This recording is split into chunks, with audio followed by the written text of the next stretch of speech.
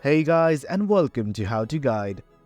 In this tutorial, we're going to show you how to download your Canva design as a PPT. Let's begin. First of all, let's create a design. You will find the button on the top right of your screen. Simply click on it and scroll down to presentation. If you don't find it, simply type presentation in the search bar and hit enter.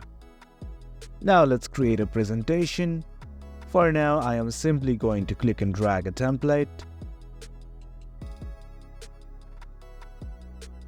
Here you can see I have a PowerPoint presentation. Now I want to download this. What to do?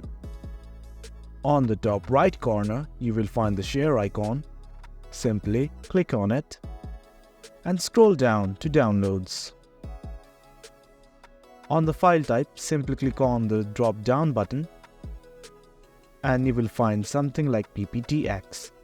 Select the type PPTX, select all pages and click on download.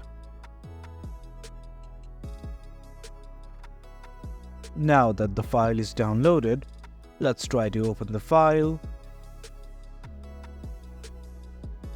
As you can see here, it is in a PPTX format.